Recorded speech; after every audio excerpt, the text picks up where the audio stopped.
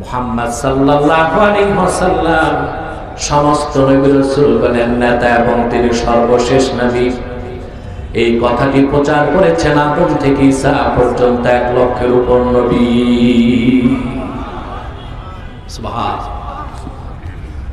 যত নবী এসেছেন আল্লাহর পক্ষ থেকে এই কথাটির প্রচার তারা করে গেছেন। প্রত্যেক পয়গম্বর তার কওমের কাছে আল্লাহর একত্বের দাওয়াত দিয়েছেন, লা ইলাহা ইল্লাল্লাহ, আল্লাহ ছাড়া কোনো মাবুদ নাই। সাথে এই কথাও প্রচার করেছেন মুহাম্মদ সাল্লাল্লাহু আলাইহি সাল্লাম আল্লাহর সর্বশেষ নবী। সুবহানাল্লাহ বলবেন না? তাহলে মুহাম্মদ সাল্লাল্লাহু আলাইহি সাল্লাম আল্লাহর সর্বশেষ নবী, এটা কি শুধু কোরআনের ঘোষণা না তাওরাতের, জাবুরের, ইনজিলের, 100 সহিফা এবং বাকি 3টা কিতাবের? বলেন সুবহানাল্লাহ।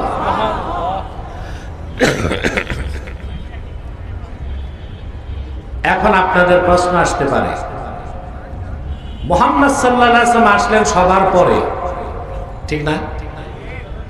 মাতো ভাই, আদম থেকে ঈসা সবাই আসলেন আগে। যারা আসলেন আগে তারা জানতেন কেমনে মুহাম্মদ সাল্লাল্লাহু আলাইহি ওয়াসাল্লাম আল্লাহর শেষ নবী? প্রশ্ন আসে কিনা?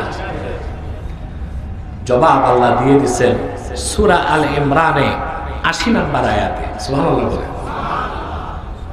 81 নম্বর আয়াত আল্লাহ রাব্বুল আলামিন বলেন, وَإِذْ أَخَذَ اللَّهُ مِيثَاقَ النَّبِيِّينَ لَمَا آتَيْتُكُم مِّن كِتَابٍ وَحِكْمَةٍ ثُمَّ جَاءَكُمْ رَسُولٌ مُصَدِّقٌ لِّمَا مَعَكُمْ لَتُؤْمِنُنَّ بِهِ وَلَتَنصُرُنَّهُ। আল্লাহ রাব্বুল আলামিন বলেন, স্মরণ করুন সমস্ত নবীদেরকে আল্লাহ তাআলা পয়গম্বরদের কাছ থেকে ওয়াদা নিয়েছিলেন। আল্লাহ পয়গম্বরদের থেকে ওয়াদা নিয়েছিলেন, আমি তোমাদেরকে কিতাব ও হিকমত দিয়ে পৃথিবীতে প্রেরণ করছি। যখন আমার আখিরি নবী মুহাম্মদ সাল্লাল্লাহু আলাইহি সাল্লাম আগমন করবেন, যদি তোমরা ওনার জামানা পাও অবশ্যই তোমরা ওনার উপর ঈমান আনবে এবং ওনাকে সাহায্য করবে। আল্লাহ তাদেরকে আবার জিজ্ঞেস করেছেন ওয়াদা নেবার পরে, ক্বালা আআকরারতুম ওয়া আখাযতুম আলা যালিকুম ইসরি। সুবহানাল্লাহ। আমি যে ওয়াদা দিলাম, আমি যা বললাম, এই ওয়াদাকে তোমরা গ্রহণ করলা? সমস্ত পয়গম্বর বলেছেন আকরারনা, আল্লাহ আমরা ওয়াদা করলাম যদি তোমার আখিরি নবী মুহাম্মদ সাল্লাল্লাহু আলাইহি ওয়াসাল্লামকে আমরা পাই, ওনার উপর ঈমান আনবো, ওনাকে সাহায্য করবো। বলেন সুবহানাল্লাহ। তাহলে আদম থেকে ঈসা পর্যন্ত লাখের উপর পয়গম্বর মুহাম্মদ সাল্লাল্লাহু আলাইহি ওয়াসাল্লামের রিসালাতকে বিশ্বাস করেই নবুয়ত পেয়েছেন। এই জন্য 1 লক্ষের উপর নবী রাসূল প্রচার করে গেছেন আল্লাহ এক, আর মুহাম্মদ সাল্লাল্লাহু আলাইহি সাল্লাম আল্লাহর আখিরি নবী। বলেন সুবহানাল্লাহ। সেজন্য আমার নবী, তোমার নবী, বিশ্ব নবী মুহাম্মদ সাল্লাল্লাহু আলাইহি ওয়াসাল্লাম, তিনি শুধু আমাদের নবী নন, তিনি নবিউল আম্বিয়া, পয়গম্বরগণের নবী। সুবহানাল্লাহ বলবেন না? সুবহানাল্লাহ। তিনি পয়গম্বরগণের নবী, নবিউল আম্বিয়া। সেজন্য সকল পয়গম্বর জানতেন মুহাম্মদ সাল্লাল্লাহু আলাইহি সাল্লাম আল্লাহর শেষ নবী। বলেন সুবহানাল্লাহ। তারা প্রচার করে গেছেন মুহাম্মদ সাল্লাল্লাহু আলাইহি সাল্লাম আল্লাহর শেষ নবী। এই আকীদা খাতমে নবুয়তের কথা কোরআনে তো আছেই, তাওরাতেও ছিল, জাবুরেও ছিল, ইনজিলেও ছিল, 100 সহিফাতেও ছিল। সেজন্য ইসলামের মৌলিক বিশ্বাস যেমন আল্লাহ এক, আল্লাহর কোনো শরীক নাই, ওই রকমই মৌলিক বিশ্বাস মুহাম্মদ সাল্লাল্লাহু আলাইহি সাল্লাম আল্লাহর সর্বশেষ নবী ও রাসূল, ওনার নবুয়ত ও রিসালাতেও কারো শরীক নাই। সুবহানাল্লাহ। এটা মৌলিক বিশ্বাস। এটা কি? আকীদা হাত পেল বলতে এটা মৌলিক বিশ্বাস। এই বিশ্বাস ছাড়া কোন মানুষ মুসলমান হতে পারে না। নবীগণ কয়টা বিষয়ে একমত ছিলেন? কথা বলেন না।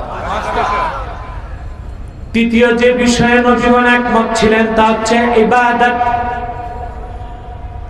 লিল্লাহি ওয়াহদাহ, দাসত্ব হবে, গোলামি হবে একমাত্র আল্লাহর। আল্লাহর ইবাদতে কাউকে শরীক করা যাবে না। চতুর্থ যে বিষয়ে সমস্ত নবী রাসূলগণ একমত ছিলেন তা হচ্ছে আখিরাতের বিশ্বাস। পঞ্চম যে বিষয়ে সমস্ত নবী রাসূলগণ একমত ছিলেন তা হচ্ছে সালাত, নামাজ। এমন একজন নবী আসেন নাই যিনি নিজে নামাজ পড়েন নাই আর নামাজ পড়তে বলেন নাই। এই হচ্ছে পাঁচটি মৌলিক বিষয়, যে বিষয়ে লাখের উপর পয়গম্বর একমত ছিলেন, আর যে পাঁচটা বিষয়ে তারা দাওয়াত দিয়ে গেছেন। বলেন সুবহানাল্লাহ।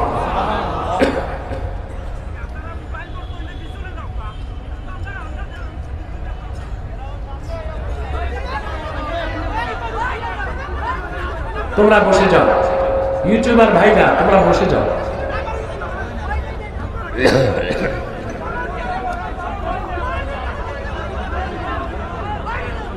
ইউটিউবার ভাইরা বসে যাও। ইউটিউবার ছাড়া যারা আছে শ্রোতা ডান পাশ থেকে সরে যাও, পিছে যাও।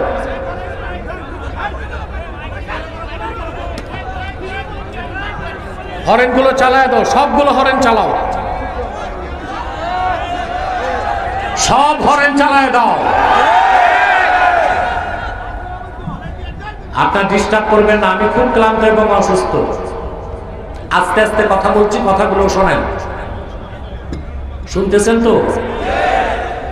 নবীগণ কয়টা বিষয়ে একমত ছিলেন?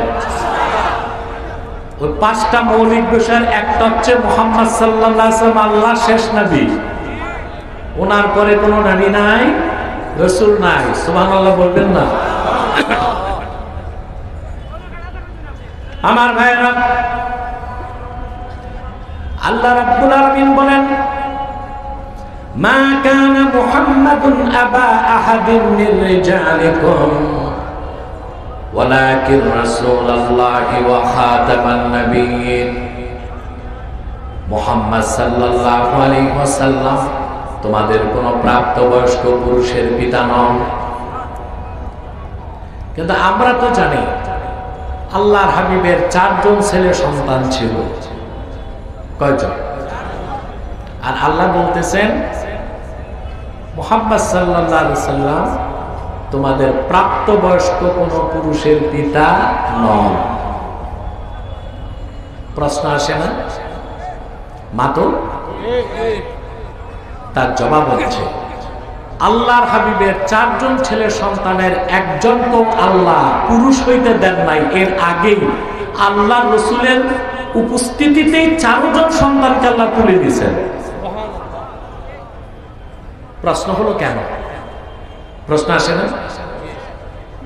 মুহাম্মদ সাল্লাল্লাহু আলাইহি সাল্লামের একজন ছেলে সন্তানকে আল্লাহ জীবিত রাখেন নাই কেন? একটাই কারণ বলবো, রাসূলুল্লাহর কলিজার টুকরা সন্তানগুলো যখন ইন্তেকাল করেছে, রাসূলুল্লাহ কি কষ্ট পান নাই?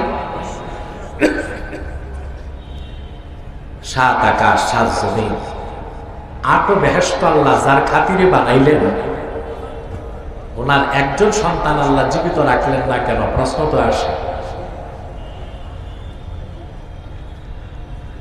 সুন্দর ব্যাখ্যা করেছেন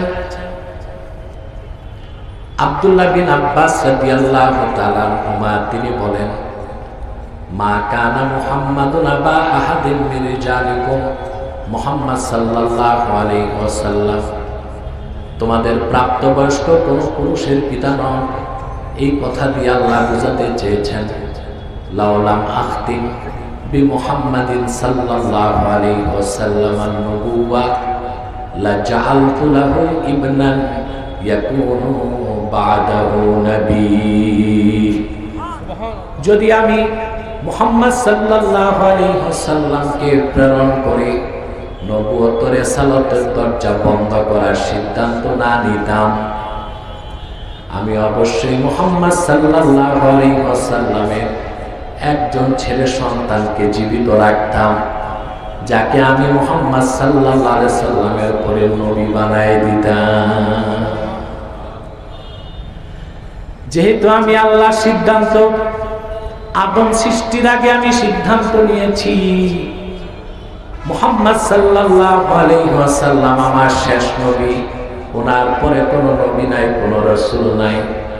সেজন্য আমি আমার নবীর একজন ছেলে সন্তানকে জীবিত রাখলাম না, শুধু এই কথার প্রমাণ দেবার জন্য মুহাম্মদ সাল্লাল্লাহু আলাইহি ওয়াসাল্লাম আমার আখিরি নবী। এই কথার প্রমাণ দেবার জন্য আমি মুহাম্মদ সাল্লাল্লাহু আলাইহি ওয়াসাল্লামের জীবন, আমি মুহাম্মদ সাল্লাল্লাহু আলাইহি ওয়াসাল্লামের উপস্থিতিতে ওনার কলিজার টুকরা 4 জন সন্তানকে তুলে দিয়েছি। সুবহানাল্লাহ।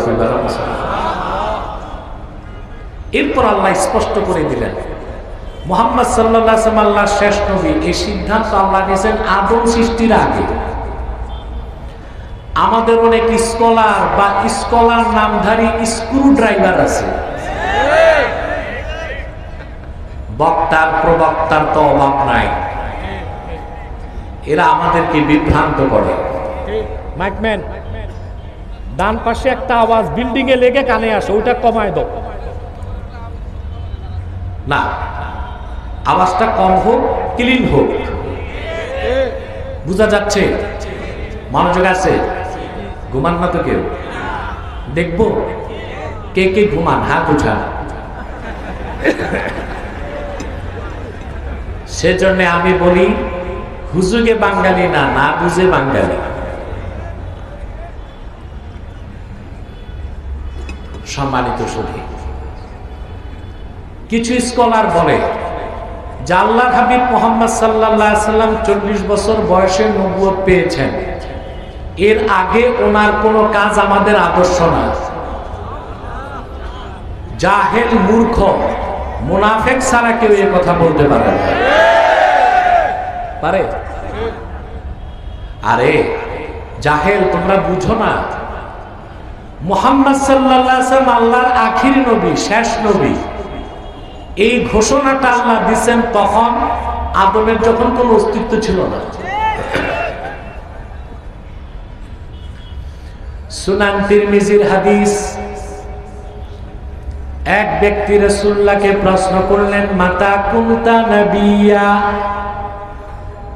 আপনি কখন থেকে নবী? সুবহানাল্লাহ।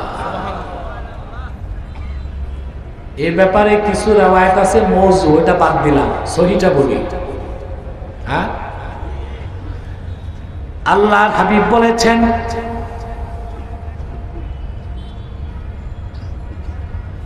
وَكَانَ الْآدَمُ بَيْنَ الْمَاءِ وَالرُّوحِ وَالْجَسَدِ সুবহানাল্লাহ। كُنْتُ نَبِيًّا وَآدَمُ بَيْنَ الرُّوحِ وَالْجَسَدِ।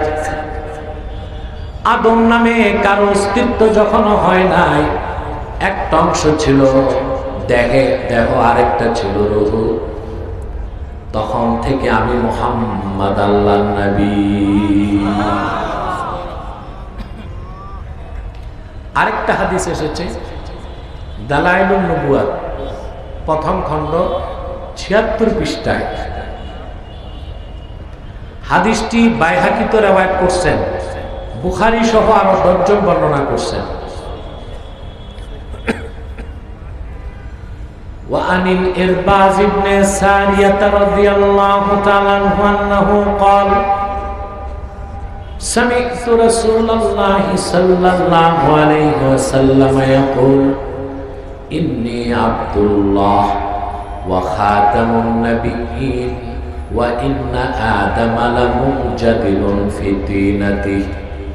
ইরবাজ বিন সারিয়া বলেন, আমি আল্লাহর রাসূলের নূরের জবান থেকে শুনেছি, তিনি বলেন, আমি মুহাম্মদ আল্লাহর বান্দা এবং সর্বশেষ নবী। তখন থেকে আদমের দেহ যখন ধুলায় গড়াগড়ি খাচ্ছিল, সেজন্যই তো মুহাদ্দিসগণ একমত, সরাসরি কোরআন নাজিলের আগে গারে হেরাতে রাসূলুল্লাহ ইবাদত করছেন না? কথা বলেন, করছেন না? যেটাকে বুখারী শরীফে বলা হয়েছে তাহান্নুস। কি বলা হয়েছে? মুহাদ্দিসগণ বলেছেন রাসূলুল্লাহ যে ইবাদত করছেন তখন তো কোরআন নাজিল হয় নাই, তো পূর্বের কোন নবীর শরীয়তের অনুসরণে ইবাদত করছেন? প্রশ্ন আসে না? কথা বলেন। কেউ কেউ বলছেন ইব্রাহিম আলাইহিস সালামের শরীয়তের অনুসরণে আল্লাহর ইবাদত করছেন। 30টা মত মুহাদ্দিসগণ উল্লেখ করছে। কতটা? কতটা? 29টাই উপযুক্ত জবাব না, একটা জবাব উপযুক্ত, যা সমস্ত আল্লাহওয়ালা বুজুর্গরা গ্রহণ করছেন। সেটা কি? ওয়াকানা ইয়াতাআব্বাদু বিমা ইউলকা ইলাইহি মিন নূরিল মারিফা।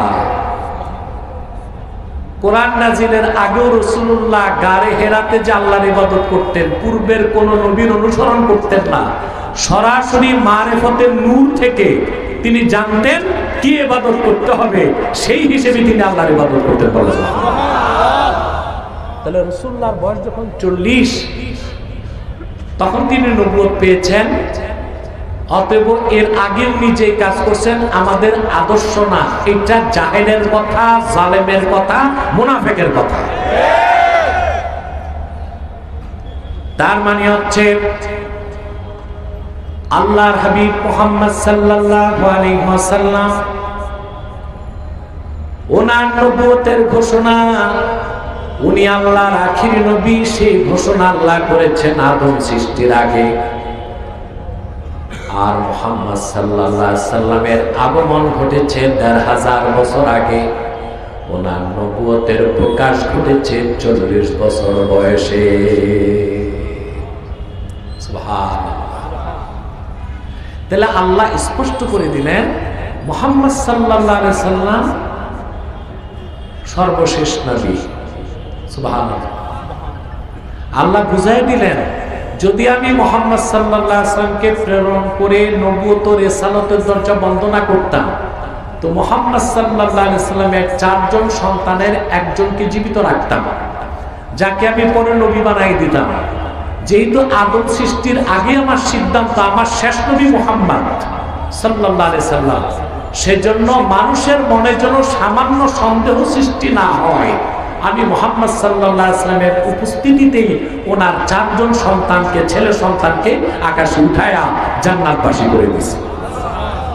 সেজন্য আল্লাহ বলেছেন মা কানা মুহাম্মাদুন আবা আহাদিন মির রিজালিকুম, মুহাম্মদ সাল্লাল্লাহু আলাইহি সাল্লাম তোমাদের প্রাপ্তবয়স্ক কোন পুরুষের পিতা নন, ওয়ালাকির রাসূলুল্লাহ, বরং তিনি আল্লাহর রাসূল। তার মানে এই পৃথিবীর সকল ঈমানদারই মুহাম্মদ সাল্লাল্লাহু আলাইহি সাল্লামের রূহানি সন্তান। সুবহানাল্লাহ। সুবহানাল্লাহ। আল্লাহর হাবিব আমাদের রূহানি পিতা। সুবহানাল্লাহ বলবেন না? এই জন্য কেউ যদি বলে আল্লাহর রাসূল আমাদের বড় ভাইয়ের মতো, আমরা মনে করি ওইটা বিশ্বব্যাপক। কি মনে করি? বরং আল্লাহ রাসূল বলেছেন, সাহাবায়ে কেরামকে বলেছেন আনা লাকুম কাল ওয়ালিদ, সাহাবীরা আমি তোমাদের পিতার মতো। সুবহানাল্লাহ। তিনি আল্লাহর রাসূল, আল্লাহ রাসূলের 4 জন ছেলে সন্তানকে আল্লাহ বেহেশতবাসী করেছেন ওনার উপস্থিতিতে, আর সমস্ত উম্মতকে আল্লাহ ওনার রূহানি সন্তান হিসেবে কবুল করে নিয়েছেন।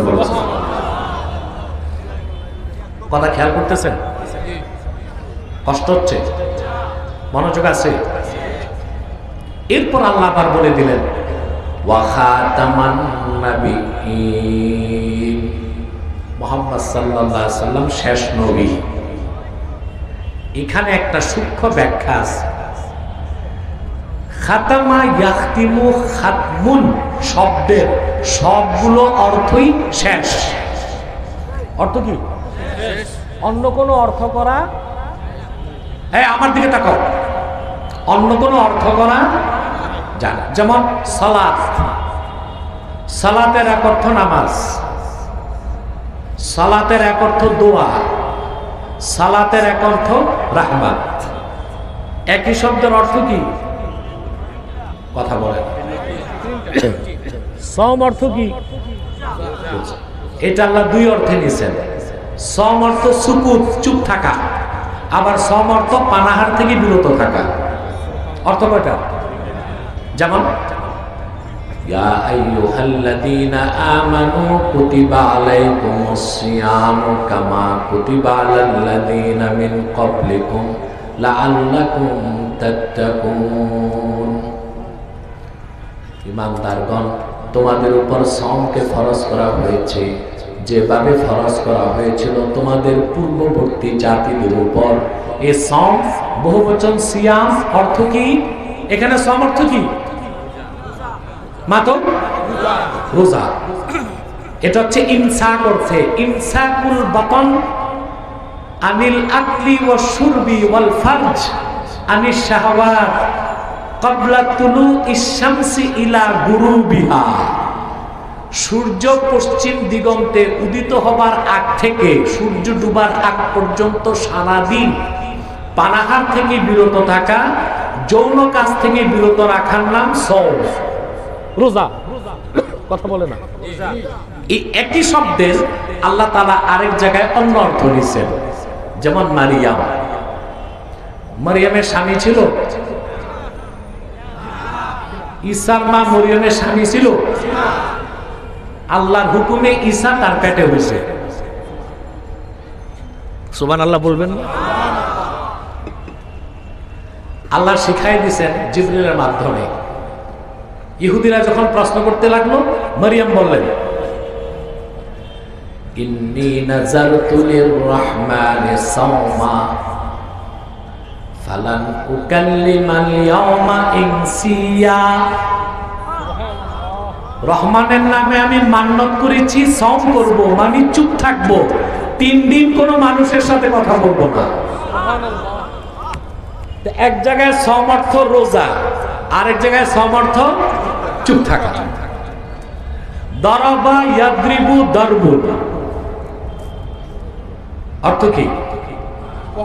মারা। কিন্তু আল্লাহ দরবুন শব্দ থেকে 3টা অর্থ নিয়েছেন। কয়টা? কথা বুঝতেছেন? আল্লাহ বলেন ওয়া আখারুনা ইয়াদরিবুনা ফিল আরদি ইয়াবতাগুনা মিন ফাদলিল্লাহ। মুহাম্মদ সাল্লাল্লাহু আলাইহি সাল্লামের সাহাবীগণের মধ্যে এমন কিছু মানুষ আছে যারা জমিনে চলাফেরা করে আল্লাহ প্রদত্ত রিজিক অন্বেষণ করার জন্য। এখানে আল্লাহ দরবা ইয়াদ্রিবু থেকে ইয়াদ্রিবুন অর্থ নিয়েছেন হাঁটাহাঁটি করা। কি অর্থ? আরেক জায়গায় আল্লাহ বলেন ওয়া তিলকাল আমসালু নাদরিবুহা লিন-নাস। এসব হচ্ছে এক্সাম্পল, উদাহরণ আমি মানুষের জন্য উপস্থাপন করি। একই শব্দ, অর্থ কি? কথা বলেন। আরেক জায়গায় আল্লাহ বলেন, মুসাকে বলছেন ফাদরিব বিআসাকাল হাজার, মুসা তুই লাঠি দিয়া পাথরে মার। দরবা ইয়াদ্রিবু দারবুন থেকে আল্লাহ 3টা অর্থ নিয়েছেন, হাঁটাহাঁটি, উদাহরণ দেওয়া, মারা। কথা বলেন। কিন্তু আল্লাহ তার হাবিবের খাতমে নবুয়তের কথা বলতে যে শব্দটা নিলেন ওয়া খাতামান নবিয়্যিন, এই খাতামা ইয়াখতিমু খাতমুনের যত অর্থ সব অর্থ শেষ। সুবহানাল্লাহ। যেন মানুষের মনে কোনো সন্দেহের অবকাশও না থাকে। সুবহানাল্লাহ কইবেন। যেমন সূরা বাকারা শুরুতে আল্লাহ বলেন ইন্নাল্লাযীনা কাফারু সাওয়াউন আলাইহিম আ'আনদারতাহুম আম লাম তুনদিরহুম লা ইউমিনুন। বলছেন আল্লাহ মুহাম্মদ সাল্লাল্লাহু আলাইহি ওয়াসাল্লাম, যারা কুফর করেছে, কাফের, তাদেরকে আপনি সতর্ক করুন কিংবা না করুন, কখনোই তারা ঈমান আনবে না। কেন আনবে না? আল্লাহ বলে দিচ্ছেন খাতামাল্লাহু আলা কুলুবিহিম ওয়া আলা সামইহিম ওয়া আলা আবসারিহিম গিশাওয়া ওয়া লাহুম আযাবুন আযীম। কারণ আল্লাহ ওই কাফেরদের অন্তরে সিল মেরে দিয়েছেন। কি মারছেন? এখানে খাতামা শব্দের অর্থ কি? সিল মেরে দিয়েছেন। সুবহানাল্লাহ। তাদের অন্তরসমূহে আল্লাহ সিল মেরে দিয়েছেন, তাদের কর্ণসমূহে সিল মেরে দিয়েছেন। ওয়া আলা আবসারিহিম গিশাওয়া, তাদের চোখের সামনে পর্দা টেনে দিয়েছেন। তারা হেদায়েত কোনোদিন পাবে না, মুসলমান হবে না। তানবীরুল মিকবাস বিন তাফসীর ইবনে আব্বাসে এসেছে, আবু জেহেল, আবু লাহাব সহ 25 জন কাফেরের ব্যাপারে আল্লাহ এটা বলেছেন। এই 25 জন কাফেরের একজনও মুসলমান হতে পারে না, কারণ কি মেরে দেওয়া হয়েছে। এবার আসেন, এই সিল মারার অর্থ শেষ। অর্থ কি? শেষ। একটা হীরার টুকরা, স্বর্ণের টুকরা, ইয়াকুত পাথর আমি প্যাকেট করছি। কি করছি? আমি পাঠাবো আমেরিকা। কোথায়? এখন এটা তো কার্গোতে পাঠাবো। কিসে? এগুলো তো প্যাক করছি, খাপে ভরছি, কার্টুনে ভরছি, ঢাকনা লাগাইছি, সবার পরে সিল। কি সিল মারলাম মানে শেষ করলাম। কার্টুন থেকে কিছু আর বের হবে না, কার্টুনে কিছু ঢুকতেও পারবে না। খাতামান নবীন, ওখানে খাতামা ইয়াখতিমু, খাতমুন থেকে সিল অর্থ নিলেও আল্লাহর হাবিব মুহাম্মদ সাল্লাল্লাহু আলাইহি ওয়াসাল্লাম শেষ নবী, এর বাইরে কোনো ব্যাখ্যা করা যায় না। তার মানে আল্লাহ মুহাম্মদ সাল্লাল্লাহু আলাইহি ওয়াসাল্লামকে প্রেরণ করে ১৫০০ বছর আগে নবুয়তের রিসালাতের দরজায় সিল মেরে দিয়েছেন। নতুন করে কেউ আর নবী হবে না, আর যারা নবী হয়েছে তারা নবী থেকে বাদ যাবে না। সুবহানাল্লাহ। তা খাতমুন, খাতামা ইয়াখতিমু, খাতমুন থেকে যত অর্থ নেওয়া হয়, অর্থ কি? জোরে বলতে হবে। কিন্তু প্রথম কথা যে যত অর্থ নেন, খাতামা ইয়াখতিমু, খাতমুন থেকে অর্থ কি? শেষ। কিন্তু সূরা আহজাবের 40 নম্বর আয়াতে খাতামান নবীনের অন্য কোনো অর্থই নেওয়া যাবে না। একটাই অর্থ, খাতামান নবীন মানে মুহাম্মদ সাল্লাল্লাহু আলাইহি ওয়াসাল্লাম শেষ নবী। সুবহানাল্লাহ। কারণ ওই আয়াতের তাফসীরটা আল্লাহর হাবিব নিজেই করে দিয়েছেন। আহারে, এই হাজার হাজার মানুষ সুবহানাল্লাহর আওয়াজ নাই। এটা তো সুপুরুষের মতো হইল না, কাপুরুষের মতো হইল। সুপুরুষের কণ্ঠে বলো সুবহানাল্লাহ। আল্লাহু আকবার।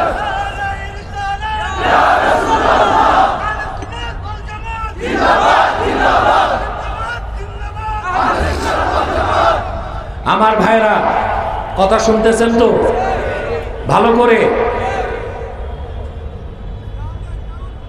না, আর সাউন্ড দরকার নাই, যথেষ্ট আছে। মনোযোগ দিয়ে শোনেন কথাগুলো। রাসূল কারীম সাল্লাল্লাহু আলাইহি ওয়াসাল্লাম নিজেই ব্যাখ্যা করেছেন। আল্লাহর হাবিব বলেছেন, ইন্না মাসালি ওয়া মাসালাল আম্বিয়া কামাসালি রাজুলিন বানা বাইতান ফাআহসানাহু ওয়া আজমালাহু ইল্লা মাওদা'a লাবিনাতিন মিন যাওয়িয়া ফাজআলান নাসু ইয়াতুফুনা বিহি। সুবহানাল্লাহ, সুবহানাল্লাহ। আমি মুহাম্মদ সাল্লাল্লাহু আলাইহি সাল্লামের উদাহরণ আর পূর্বের লাখের উপর নবীদের উদাহরণ হচ্ছে কামাসালি রাজুলিন, একজন ব্যক্তির মতো, যে ব্যক্তি একটা প্রাসাদ নির্মাণ করছে। সুবহানাল্লাহ। ফাআহসানাহু ওয়া আজমালাহু, বিল্ডিংটাকে সুন্দর করার জন্য যত সৌকর্য করা দরকার ছিল সব করছে, শুধু একটা ইটের জায়গা বাকি রাখছে। কিছু জায়গা লোকজন ঘুরে ঘুরে বিল্ডিংটা দেখতে লাগলো আর বলতে লাগলো, আহারে এত সুন্দর প্রাসাদ, একটা ইটের জায়গা খালি কেন? এটা যদি পূরণ হয়ে যেত প্রাসাদটা পরিপূর্ণ হয়ে যেত। সুবহানাল্লাহ কইবেন। আল্লাহর হাবিব বলেন, আল্লাহ রাব্বুল আলামিন আদম থেকে ঈসা পর্যন্ত লাখের উপর নবী রাসূল দিয়া নবুয়তের ইমারত তৈরি করেছেন। নবুয়তের ইমারতে একটা ইট বাকি ছিল, ফাআনাল লাবিনা ফাআনা খাতামুন নবীন। আমি মুহাম্মদ সাল্লাল্লাহু আলাইহি ওয়াসাল্লাম সেই নবুয়তের ইমারতের শেষ ইট।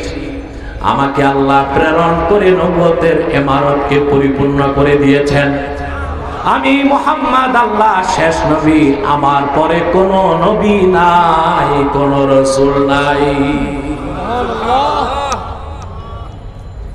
রাসূলুল্লাহ নিজেই তো তাফসীর করে দিয়েছেন, ঠিক না? অতএব আহলুস সুন্নাহ জামাতের না শুধু বাতিল ফেরকা যারা আছে ওদেরও বিশ্বাস এটাই, মুহাম্মদ সাল্লাল্লাহু আলাইহি সাল্লাম আল্লাহ সর্বশেষ নবী ও রাসূল। ওনাকে প্রেরণ করে নবুয়ত ও রিসালাতের দরজা আল্লাহ ১৫০০ বছর আগে বন্ধ করে দিয়েছেন। ওনার পরে আজ তো কোন প্রকারই নবী আসে নাই, রাসূল আসে নাই, কিয়ামত পর্যন্ত আসবে না। কিয়ামতের আগে দাজ্জালকে হত্যা করতে ঈসা নামবে। কে নামবে? ঈসা। তবে তবে তবে নবী পরিচয় থাকবে না, উম্মতে মুহাম্মদী পরিচয়ে আসবেন তিনি। এর মানে আমরা বলতেছি না যে নবীর খাতার থেকে তার নাম কেটে দেওয়া হবে, এটা বলা হচ্ছে না, বরং তিনি বনী ইসরাইলের নবী ওই পরিচয়ে থাকবে, কিন্তু দাজ্জালকে হত্যা করতে তিনি যখন আকাশ থেকে নামবেন তখন তার পরিচয় হবে মুহাম্মদ সাল্লাল্লাহু আলাইহি ওয়াসাল্লামের উম্মত। বলেন সুবহানাল্লাহ। আমার দেশের অনেক মৌলবী সাহেব প্যাচ লাগায় দেয়। কি লাগায় দেয়? হানাফি মাযহাবের শ্রেষ্ঠ আকীদার কিতাব শারহু ফিকহিল আকবার, দারুন নাফায়েস, লেবানন, বৈরুতের ছাপ, যতটুকু আমার মনে পড়ে ১২৯ পৃষ্ঠায় আছে। দামেস্কে যখন ইমাম মাহদির আত্মপ্রকাশ ঘটবে, সিরিয়াতে, কোথায়? সিরিয়াতে এখন সুন্নিদের হাতে, ঠিক না? তো অনেক মাওলানা শুরু করে দিছে যে মনে হচ্ছে কাল পরশু ইমাম মাহদি বের হয়ে যাবে। এগুলো হচ্ছে ভিডিও ভাইরাল করার ধান্দা। কোন আলেমের সন্তানই জানা নাই যে মাহদি কখন প্রকাশ। তোমরা বসো, ইমাম সবাই বসো। তো বক্তারা এগুলো বলে কেন? ভিউজ বাড়াইতে, বুঝলেন না? আমাদের এই বিশ্বাস রাখতে হবে মাহদির আত্মপ্রকাশ ঘটবে কিয়ামতের আগে। হতে পারে ওটা ২০৩০ সাল বা ৪০ সাল বা ২০৫৪ সাল। ২০৫৪ এর বেশি কিছু বলার ক্ষমতা আমার নাই। দামেস্কের জামে মসজিদে ইমাম মাহদি অবরুদ্ধ হয়ে যাবে, দাজ্জাল চতুর্দিক দখল করে নেবে। শুধু দাজ্জাল ঢুকতে পারবে না মদিনা মুনাওয়ারায় আর মক্কা মুকাররমায় এবং এর আশপাশে ঢুকতে পারবে না, সব দখল করবে সে। বুঝতেছেন? আসর নামাজের সময় ইমাম মাহদি অপেক্ষায় থাকবেন। আজান হয়ে যাবে, একামত হয়ে যাবে, লোকজন বলবে হুজুর নামাজ পড়ান। ইমাম মাহদি বলবেন আমার কাছে সংবাদ পৌঁছেছে আমার ভাই ঈসা আকাশ থেকে নেমেছেন।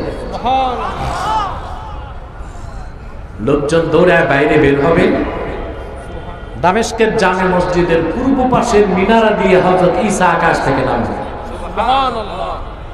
আকাশ থেকে দুইজন ফেরেশতার কাঁধে ভর দিয়ে নামবেন। এটা আল হাবিলিল ফাতাওয়া ইমাম সুয়ুতী উল্লেখ করছেন। নামায় দেওয়া হবে দামেস্কের জামে মসজিদের ছাদে, পূর্ব পাশের মিনারা দিয়ে তিনি নেমে আসবেন। আসর নামাজের আজানও শেষ, একামত ভিতরে কে থাকবেন? ইমাম মাহদি, মাতন ইমাম মাহদি ঢুকবেন কে? ঈসা আলাইহিস সালাম। পরিষ্কার আকীদার কিতাবে লেখা আছে, ফায়ুশিরুল মাহদি ইলা ঈসা ইবনে মারইয়াম বিত্তাকাদ্দুম। হযরত ইমাম মাহদি ইশারা করে হযরত ঈসাকে বলবেন আপনি নামাজ পড়ান। হযরত ঈসা নামাজ পড়াবেন না, মাহদিকে বলবেন আপনি পড়ান, আমি পিছনে ইক্তেদা করব। সুবহানাল্লাহ, সুবহানাল্লাহ। কেন? মোল্লা আলী কারি জবাব দিয়েছেন, ফায়াক্তাদি বিহি লিয়াজহারা মুতাবিআতা নবিয়িনা মুহাম্মদ সাল্লাল্লাহু আলাইহি ওয়াসাল্লাম। ঈসা ইমামতি করবেন না, তিনি মাহদির পিছে নামাজ পড়বেন। এই কথার প্রমাণ দিতে যে আমি বনি ইসরায়েলের নবী ঈসা নবী হিসেবে আসি নাই, মুহাম্মদ সাল্লাল্লাহু আলাইহি ওয়াসাল্লামের উম্মত হিসেবে এসেছি। সুবহানাল্লাহ। কথা বুঝতেছেন? অতএব স্পষ্ট আকীদা বিশ্বাস রাখবেন, মুহাম্মদ সাল্লাল্লাহু আলাইহি ওয়াসাল্লামকে ১৫০০ বছর আগে আল্লাহ প্রেরণ করে নবুয়তের রিসালাতের দরজা চিরতরে বন্ধ করে দিয়েছেন। ওনার পরে আজ পর্যন্ত কোন প্রকার এই নবী কিংবা রাসূল আসে নাই, এখনো নাই, কিয়ামত পর্যন্ত আসবে না। আল্লাহর হাবিব সাল্লাল্লাহু আলাইহি ওয়াসাল্লাম ১৫০০ বছর আগে উম্মতকে সতর্ক করছেন যে আমার পরে ৩০টা কাজ্জাব মিথ্যা নবুয়তের দাবিদারের প্রাদুর্ভাব ঘটবে। কয়টা? এর মধ্যে সিদ্দিক আকবরের জমানাতে আমরা দেখি কুখ্যাত মুসাইলামাতুল কাজ্জাব। কাকে? সে নবুয়ত দাবি করছিল, ভণ্ড নবী মুসাইলামা। তাকে হত্যা করতে আবু বকর সিদ্দিক রাদিয়াল্লাহু তাআলা আনহু খালেদ সাইফুল্লাহর নেতৃত্বে ৩০,০০০ সাহাবী পাঠালেন। কত হাজার? ৩০,০০০। মনোযোগ দিয়ে শোনেন, রাসূল করিম সাল্লাল্লাহু আলাইহি ওয়াসাল্লামের নূরের জমানায় গাজওয়া হয়েছে, সারিয়া হয়েছে, জুয়ুশ হয়েছে, বুস হয়েছে, ২৭টা গাজওয়া হয়েছে। যে ২৭টা যুদ্ধে আল্লাহর হাবিব নিজে সেনাপতির দায়িত্ব পালন করছে। কিন্তু গাজওয়া, সারিয়া, জুয়ুশ, বুস মিলায়া ৮০টার কাছাকাছি। মদিনা মুনাওয়ারার ১০ বছরে। কিন্তু আপনি শুনলে অবাক হবেন, রাসূলুল্লাহ নূরের জমানায় মদিনা মুনাওয়ারা কেন্দ্রিক যত জিহাদ হয়েছে, ওই সবগুলো যুদ্ধে মোট মানুষ নিহত হয়েছিল মাত্র ১০১৮ জন। কত? ১০১৮। এর মধ্যে ইসলামের পক্ষেও ছিল, ইসলামের বিপক্ষেও ছিল, মাত্র ১০১৮। অথচ শুধুমাত্র মিথ্যা নবুয়তের দাবিদার মুসাইলামাতুল কাজ্জাবকে হত্যা করতে যেদিন সাহাবায়ে কেরাম গেলেন, ওই একদিনের যুদ্ধে ২৪০০ সাহাবী শাহাদাত বরণ করছেন। সুবহানাল্লাহ। কত? ২৪০০। এর মধ্যে ৭০০ সাহাবী ছিলেন কোরআনের হাফেজ।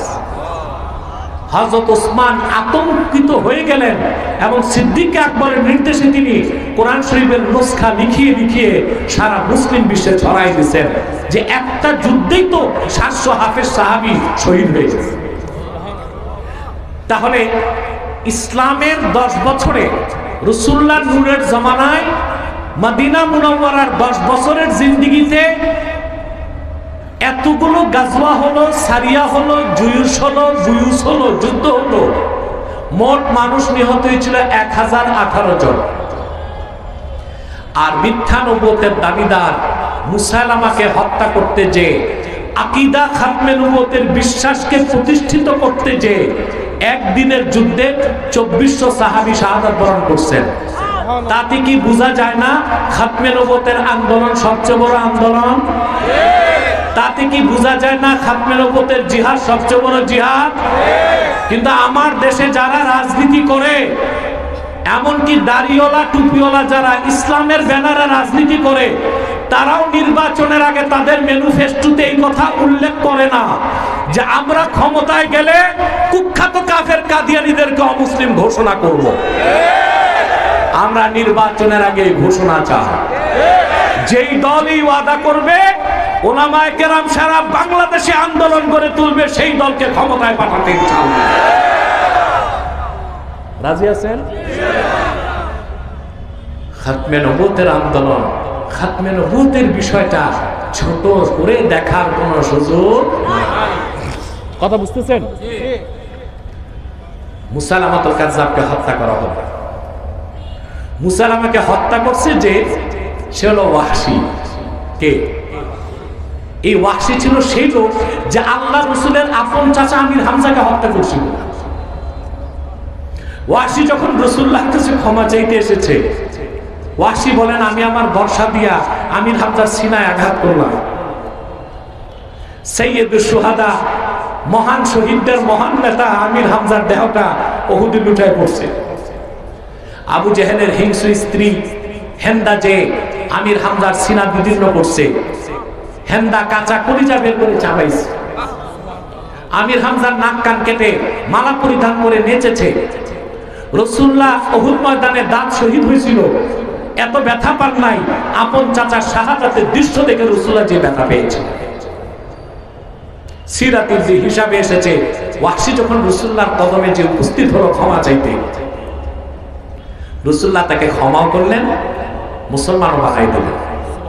শুধু একটা কথা বললেন, গিব আন্নি ওয়াজহাক, তোমারে ক্ষমাও করছি, মুসলমানও বানাই দিছি, আমার থেকে দূরে সরে যাও। তুমি কাছে আসলে আমার চাচার কথা মনে হয়, আমার আর সহ্য হয় না। আল্লাহর হাবিবের কদম থেকে দূরে যে আকাশ পানে তাকিয়ে ওয়াহশী বলল, হায় আল্লাহ, তোমার হাবিবের সবচেয়ে প্রিয় মানুষ আপন চাচা হামজাকে শহীদ করে তোমার হাবিবের মনে যে কষ্ট দিয়েছি, তোমার হাবিবের সবচেয়ে বড় শত্রুকে আমার হাতে হত্যা না করায়া আমি ওয়াহশীর তুমি মৃত্যু দিও না। আল্লাহ তার দোয়া কবুল করে নিলেন। মিথ্যা নবুয়তের দাবিদার মুসাইলামাকে হত্যা করতে যখন খালেদ সাইফুল্লাহ বাহিনী নিয়ে গেলেন, ওয়াহশী গেছেন, অপেক্ষায় আছেন যে আমার দোয়া তো কবুল হয়েছে মনে হয়। আজ আল্লাহর হাবিবের আর আল্লাহর সবচেয়ে বড় শত্রু মিথ্যা নবুয়তের দাবিদার মুসাইলামার হত্যাটা আমার হাতেই হবে। তিনি বলেন, আমি দেখি সামনে মিথ্যা নবুয়তের দাবিদার মুসাইলামা দাঁড়ায় আছে, বর্ষাটা হাতে নিলাম, আপাত মস্তক শক্তি হাতের মধ্যে পুঞ্জীভূত করে মিথ্যা নবুয়তের দাবিদার মুসাইলামার সিনায় গেঁথে দিলাম। এক মুহূর্তেই কাযযাব জাহান্নামের কীট মুসাইলামা জাহান্নামে চলে গেছে। যুগে যুগে যখনই মিথ্যা নবুয়তের দাবিদারদের আবির্ভাব ঘটেছে, উম্মতের মুসলমান হরতাল করে নাই, পিকেটিং করে নাই, মিছিল করে নাই, তরবারি দিয়া ফয়সালা করছে। ঠিক কিনা? কি দিয়া ফয়সালা করছেন? আমার ভাইয়েরা, আমার বন্ধুরা, আমার আল্লাহ নূর নবীজি আমার মুহাম্মদ সাল্লাল্লাহু আলাইহি ওয়াসাল্লামের ইসলাম ও কোরআনের হাজার হাজার হাজার বছর পরে ইংরেজ আমলে এক শয়তান নিজকে নবী দাবি করছে। ভারতের কুখ্যাত, পাঞ্জাবের কুখ্যাত, গুরুদাসপুরের কুখ্যাত কাদিয়ানে এক শয়তান ইংরেজদের 5 গোলাম মিথ্যা নবুয়ত দাবি করছে। ওই শয়তানটার নাম রেখেছিল তার বাপ মির্জা গোলাম আহমদ কাদিয়ানি। সাবধান, তাকে গোলাম আহমদ বলা যাবে না, কারণ গোলাম আহমদ অর্থ আহমদ এর গোলাম। কোন কাফের কোনদিনও গোলাম আহমদ এর গোলাম হতে পারে না। আর কাদিয়ানের কাযযাব ছিল শেষ দরজার কুখ্যাত কাফের, সে গোলাম আহমদ এর গোলাম ছিল না, সে ছিল কুখ্যাত শয়তানের কুখ্যাত গোলাম। এই শয়তানটারে তৈরি করছিল ইংরেজরা। কারা? কুখ্যাত কাফের কাদিয়ানি, কাদিয়ানের কাযযাব। সে প্রচার করলো যে 1857 সালে কোরআন শরীফ বাজেয়াপ্ত হয়ে গেছে। নাউজুবিল্লাহ বলবেন না? নাউজুবিল্লাহ। সে বলতে ইংরেজদের বিরোধিতা করা কুফরি। যারা ইংরেজদের বিরোধিতা করে তারা জানোর সন্তান। তার মতে শুকরের গোশত হালাল। নাউজুবিল্লাহ। সমস্ত ওলামায়ে কেরাম তার বিরুদ্ধে কাফের ফতোয়া দিয়েছে। কাদিয়ানের কাজ্জাব, মিথ্যানবুয়তের দাবিদার মির্জা গোলাম শয়তান কাদিয়ানের উপর গজব এসেছে 1908 সালে। যখন গজব এসেছে, কাদিয়ানের কাজ্জাব, মিথ্যানবুয়তের দাবিদার মির্জা গোলাম শয়তান কাদিয়ানি 1908 সালে ধ্বংস হয়ে কুখ্যাত জাহান্নামের কুখ্যাত কুকুরে পরিণত হয়েছে। তার অনুসারীরাও ধ্বংস হয়েছে। বর্তমানে কিছু কাদিয়ানি বাংলাদেশে আছে। ইতিমধ্যেই তারা 100 সেন্টার করে ফেলেছে। কত? আমার বলতে লজ্জা হচ্ছে, আপনাদের সিলেট সোভানীঘাট এলাকাতেও তারা একটা আস্তানা করে ফেলেছে। সুনামগঞ্জের দিরাইতে করেছে, সিলেটের বিভিন্ন জায়গায় করছে। কিন্তু সোভানীঘাটে কিভাবে কুখ্যাত কাদিয়ানিরা আস্তানা করলো, এত আলেম ওলামা সিলেট শহরে, এটা আমার বুঝে আসে না। এবং আমাদের কাছে তথ্য পৌঁছেছে সোভানীঘাট এলাকায় তারা আবার জায়গাও কিনছে আস্তানা করতে। সিলেটের মুসলমান তাহরিক আপনাদেরকে নেতৃত্ব দিবে। মজবুত হোক। সিলেটের মাটিতে কাদিয়ানীদের কোনো আস্তানা রাখা যাবে না। 100 আস্তানা করছে। নাম পরিবর্তন করে করে তারা মিথ্যা পরিচয় দেয়। কখনো নিজেদের পরিচয় দেয় আহমদী জামাত, কখনো বলে আহমদিয়া জামাত, কখনো বলে আহমদী সম্প্রদায়, কখনো বলে আহমদিয়া সম্প্রদায়, কখনো বলে আহমদী মুসলিম জামাত, কখনো বলে আহমদিয়া মুসলিম জামাত। সাবধান, যত কাদিয়ানি ছিল আছে থাকবে, তারা কেউ আহমদী জামাত নয়, আহমদিয়া জামাত নয়, আহমদী সম্প্রদায় নয়, আহমদিয়া সম্প্রদায় নয়, আহমদী মুসলিম জামাত নয়, আহমদিয়া মুসলিম জামাত নয়, শয়তানি জামাত, কুখ্যাত জাহান্নামের কুখ্যাত কুকুরের দল। আমাদের সকল দলের মতের একটাই দাবি, কি জনপুর, কি ফুরফুরা, কি ফুলতলি, কি বাদরপুর, কি কওমি, কি আলিয়া, কি হেফাজত, কি জমিয়ত, কি মজলিস, কি বিএনপি, কি জামাত, সকল মাসলাকের সকল রাজনৈতিক দলের মুসলমানদের একটাই দাবি, অনতি বিলম্বে স্বাধীন বাংলায় শয়তান কাদিয়ানীদেরকে রাষ্ট্রীয়ভাবে অমুসলিম ঘোষণা করতেই হবে, করতেই হবে, করতেই হবে। এই দাবি আদায়ে যদি তাহরিকে খাতমে নবুয়ত বাংলাদেশ জান ও মাল দেবার ডাক দেয়, কারা কারা প্রস্তুত আছেন হাত তুলে দেখা।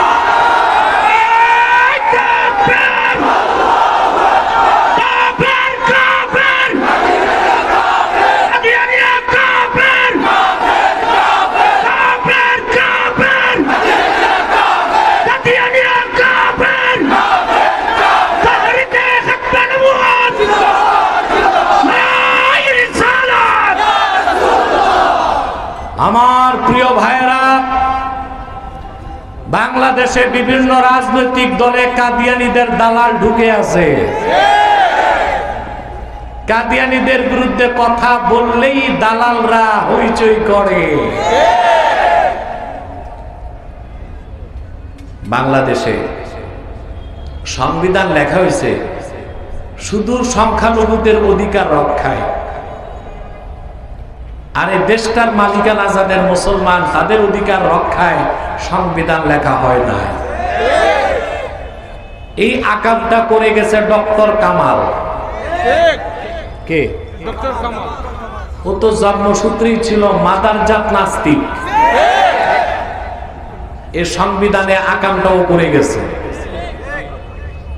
এখন কত হচ্ছে রিকনস্ট্রাকশন অফ কনস্টিটিউশন, সংবিধান বদলাও, কিন্তু ইসলাম ও মুসলমানের স্বার্থের সাথে সাংঘর্ষিক একটা কনসেপ্ট, অনুচ্ছেদ সংবিধানে থাকতে পারবে না। তোমাদের গণতন্ত্র, তোমাদের ধর্মনিরপেক্ষতা কি এটাই শিখায় যে সংখ্যালঘুদের অধিকার রক্ষা করবা? অপরদিকে কাদিয়ানীরা কাফের, কিন্তু নিজেদেরকে তারা মুসলিম দাবি করে আমাদের অধিকারকে ক্ষুণ্ণ করতেছে। কাফেরদের উপাসনালয় মসজিদ হতে পারে না, তারা তাদের উপাসনালয়কে মসজিদ বলে আমাদের অধিকারকে ক্ষুণ্ণ করছে। তোমরা সংখ্যালঘুদের অধিকার রক্ষার কথা বলো, কাদিয়ানীদের অধিকার রক্ষার কথা বলো, মুসলমানদের অধিকার ক্ষুণ্ণ করে এই ধান্দাবাজি চলবে না বাংলাদেশে। হিন্দুরা আছে অমুসলিম পরিচয়, হিন্দুদের বিরুদ্ধে আমরা মিছিল করি। খ্রিস্টানরা আছে অমুসলিম পরিচয়, থাকতেই পারে, একটা দেশে হিন্দু থাকবে না, কিন্তু অমুসলিম পরিচয় আছে। খ্রিস্টানরা আছে অমুসলিম পরিচয়, কাদিয়ানীরা তো তাদের চেয়ে বড় কাফের, তাদেরকেও থাকতে হবে অমুসলিম পরিচয়, মুসলিম পরিচয় দিতে পারবে না। হিন্দুদের উপাসনালয় মন্দির মসজিদ হতে পারে না, খ্রিস্টানদের উপাসনালয় গির্জা মসজিদ হতে পারে না, বৌদ্ধদের উপাসনালয় প্যাগোডা মসজিদ হতে পারে না, কাদিয়ানীদের উপাসনালয়ও মসজিদ হতে পারে না, ওইটাও একটা শয়তানি আস্তানা। এগুলো তো নিশ্চিত করার দায়িত্ব হচ্ছে গভর্নমেন্টের। কিন্তু আমরা কিছু বললেই বলে এখানে তো ধর্মনিরপেক্ষতা আছে। কি আছে? তোমাদের ধর্মনিরপেক্ষতার মানে এটাই যে মুসলমানদের অধিকার ক্ষুণ্ণ করবা আর কাফের মুশরিক সংখ্যালঘুদের অধিকার রক্ষা করবা। এটাই যদি হয় তোমাদের ধর্মনিরপেক্ষতা, ওই ছাতার ধর্মনিরপেক্ষতার জায়গা বাংলাদেশে হবে না। রাজি আছেন? এক আছেন?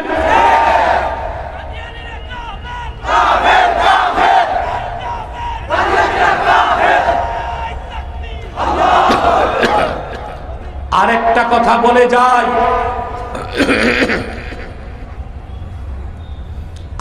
কথা বলে যায়, যারা ইসলামী রাজনীতির ব্যানারে রাজনীতি করছেন কান পেতে শুনে রাখেন, খোদার কসম, যতদিন পর্যন্ত আপনারা কুখ্যাত কাফের কাদিয়ানীদেরকে রাষ্ট্রীয়ভাবে অমুসলিম ঘোষণার দাবি আদায় করতে না পারবেন, আপনারা কেউ রাষ্ট্র ক্ষমতায় যেতে পারবেন না। আব্বাসীর কথাটা লিখে রাখতে পারেন আপনারা। বাংলাদেশ ইসলামী রাষ্ট্র না হোক, এটার বিপক্ষে ইসলামী রাষ্ট্র বাংলাদেশ কখনোই যেন না হয়, সেজন্য কাদিয়ানী সম্প্রদায় কাজ করে যাচ্ছে এবং তাদের পক্ষে সহযোগিতা করতেছে ইসরায়েলের মোসাদ এবং আমেরিকার সিআইএ। কথা বুঝতে পারছেন? অতএব আমাদেরকে স্পষ্টভাবে বুঝতে হবে, কাদিয়ানীদেরকে রাষ্ট্রীয়ভাবে অমুসলিম ঘোষণার দাবি যে কোনো মূল্যে আদায় করতে হবে। তখন বাংলাদেশ কলঙ্কমুক্ত হবে। আর যেদিন বাংলাদেশ কলঙ্কমুক্ত হবে, তারপরে আন্দোলন করলে, রাজনীতি করলে বাংলাদেশকে একটা ইসলামী রাষ্ট্র বানানো সম্ভব হবে। কথা বুঝতে পারছেন? শোনেন মুসলমান, অতএব স্পষ্ট মনে রাখবেন, কাদিয়ানীদের উপাসনালয়কে কখনো মসজিদ বলবেন না, এতে ঈমান নষ্ট হয়ে যাবে।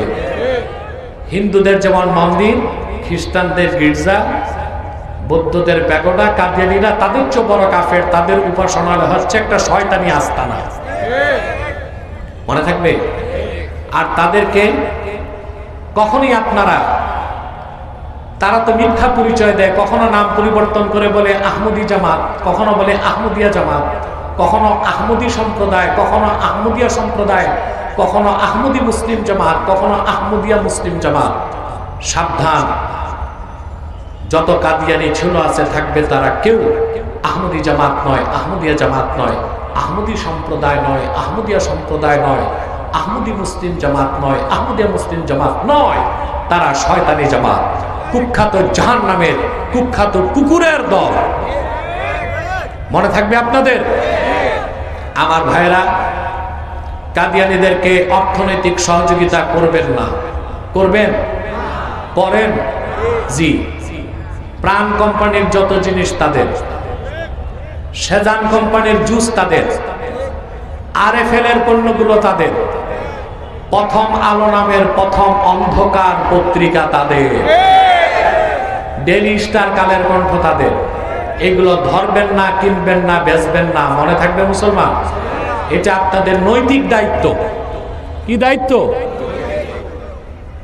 সম্মানিত সুধী, বিশেষ করে প্রথম আলো কিনবেন না। যদি কিনেন ভুলে আগুনে জ্বালাই দিবেন। ইসলাম ও মুসলমানের বিপক্ষে জন্মলগ্ন থেকেই পত্রিকাটি কাজ করে যাচ্ছে, করে নাই? যখন এই দেশে প্রথম আলো নিষিদ্ধের জন্য আলেম ওলামা মাঠে নামছে, ছাত্র জনতা দাবি তুলছে, আমি হতবাক হয়ে গেলাম। বিভিন্ন ডানপন্থী রাজনৈতিক দল থেকেও প্রথম আলোর পক্ষে দালালি হয়েছে। এটা লজ্জাজনক, দুঃখজনক। এই প্রথম আলো কি না করছে মুসলমানের বিরুদ্ধে? জেএনবি যখন সারা দেশে বোমা ফাটাইছে, মনে নাই? তখন জেএনবির নেতাদের ফাঁসি হয়েছে। সবচেয়ে বেশি প্রচার করেছিল জেএনবির বিরুদ্ধে প্রথম আলো। কিন্তু জেএনবির যোদ্ধাদেরকে ট্রেনিং দেওয়া হয়েছিল ভারতের উত্তরপ্রদেশের দেহরাদুনে। সে কথাটা প্রথম আলো গোপন করেছিল। কথা বলে না। জেএমবি নেতা আব্দুর রহমানের ভাই ছিল তৎকালীন রাজনৈতিক দল আওয়ামী লীগের এক বড় নেতা, শালা। সেটাকে তারা গোপন করেছিল। পরবর্তীতে প্রথম আলো সবগুলো মাদ্রাসায় জঙ্গি শিক্ষা দেওয়া হয় এই কথা অপপ্রচার করেছিল। প্রথম আলো উস্কানিতির বিগত জালেম সরকার জঙ্গি নাটকগুলো সাজাইত। এই দেশের বড় বড় আলেমদের চরিত্র হনন করার জন্য এমন কোনো কাজ নাই, লেখা নাই, যেটা প্রথম আলো প্রচার করে নাই। ইসলামী অনুভূতিতে আঘাত দিয়েছে, মুসলমানদের স্বার্থে আঘাত দিয়েছে। বাংলার মাটিতে আজ হোক আর কাল হোক প্রথম আলোর মতো জঘন্য প্রথম অন্ধকার পত্রিকা নিষিদ্ধ করা হবে ইনশাআল্লাহ। আপনারা ধরবেন না, কিনবেন না, বেচবেন না, মনে থাকবে? আরেকটি অমুসলিম সম্প্রদায় আমাদের বিরুদ্ধে কাজ করছে, এটা হচ্ছে ঈসাই জামাত, খ্রিস্টান। এরাও দাড়ি রাখে, টুপি লাগায়, নিজেদেরকে মুসলিম বলে, আসলে তারা খ্রিস্টান। এদের পুরো নাম হচ্ছে ঈসাই তরিকাভুক্ত মুসলমান, আদতি খ্রিস্টান। 1975 সালে তারা বাংলাদেশে ঢুকছে। এই পর্যন্ত 2.5 লক্ষ মানুষকে তারা খ্রিস্টান বানাইছে। 2.5 লক্ষ মানুষ না, 2.5 লক্ষ পরিবারকে খ্রিস্টান বানাইছে। তাদের মারাত্মক থাবা হচ্ছে আপনাদের সুনামগঞ্জের তাহেরপুর এলাকায়, ওদিক দিয়ে সরিষাবাড়িতে, জামালপুরে, কক্সবাজারে, টেকনাফে, দিনাজপুরে। তাদের মাস্টার প্ল্যান হচ্ছে বাংলাদেশের একটা অংশকে তারা আলাদা করে খ্রিস্টান রাষ্ট্র বানাবে। এবং গ্লোবাল পলিটিক্স যদি আপনারা পড়াশোনা করেন, এখন দেখা যাচ্ছে বিষয়টা ওই দিকেই যাচ্ছে। যেটা আমি 10 বছর আগ থেকে সতর্ক করে এসেছি, আপনারা কিছুটা আভাস এখন পাচ্ছেন না? বাকিটাও দেখবেন। এই ঈসাই জামাতের বিরুদ্ধে খ্রিস্টানদের এই ছদ্মবেশী ধোঁকাবাজ দল থেকে সাবধান। তৃতীয় আরেকটা ফেরকার কথা বলে দিই, এটা হচ্ছে হিজবুত তাওহীদ। এটা আসলে হিজবুত তাওহীদ না, হিজবুত শয়তান। এদের একটাই কাজ, এরা মানুষকে বুঝায় দেশে যত পীর আর আলেম সব ধর্ম ব্যবসায়ী। এটা ইসরায়েলের মুসাদের পরামর্শে চলে। এর মানে হচ্ছে জনগণকে আলেমদের থেকে সরায় দেওয়া। আপনারা জানেন যে বকরির পালের কোনো রাখাল নাই, ওই বকরি যায় বাঘের পেটে। আর যে কওমের নেতৃত্বে আলেমরা নাই, ওই কওম যায় বিজাতির খপ্পরে। ঠিক না? তাহলে হিজবুত তাওহীদ একটা বাতিল ফেরকা, একটা কাফের জামাত। এদের ব্যাপারে সাবধান থাকবেন। পারবেন তো মুসলমান? প্রিয় আমার সিলেটবাসী মুসলমান ভাইরা, তাহরিকে খাতমে নবুয়ত বাংলাদেশ আপনাদেরকে নেতৃত্ব দিচ্ছে। আপনারা যে কোনো রাজনৈতিক দলের মুসলমান, যে কোনো মাসলাকের মুসলমান, যে কোনো মাদ্রাসার ছাত্র, আমাদের সংগঠনে ইমানি দায়িত্ব হিসেবে কাজ করতে পারবেন ইনশাআল্লাহ। আমি সিলেট মহানগর আহ্বায়ক কমিটির জন্য দোয়া চাই। বিশেষ করে যুক্তরাজ্য শাখার দায়িত্ব যাকে দিয়েছি আমি, আব্দুল নূর মোহন, তার বাড়ি তো সিলেট মৌলভীবাজার, তো সিলেট অঞ্চলের দায়িত্বটাও সে পালন করছে আলহামদুলিল্লাহ বলে। আমি দুঃখ বেদনার সাথে বলছি, সে খুব অসুস্থ, হসপিটালাইজড ছিল, আজকে বাসায়, তো আসতে পারে নাই। আপনার দোয়া করবেন মোহনের জন্য, আল্লাহ যেন তাকে বিনা অপারেশনে সুস্থ করে দেন। তার ভাই ইমন এসেছে। আপনারা জানেন মোহন একটি সেবামূলক প্রতিষ্ঠান পরিচালনা করছে, ইনসানিয়া ট্রাস্ট। গরিব দুঃখী মানুষের ট্রিটমেন্ট করা, কম পয়সায় সহজে যেন মুমূর্ষু রোগীকে ঢাকা পৌঁছানো যায়। ইনসানিয়া ট্রাস্টের অনেকগুলো অ্যাম্বুলেন্স সিলেট শহরে আপনারা দেখছেন না?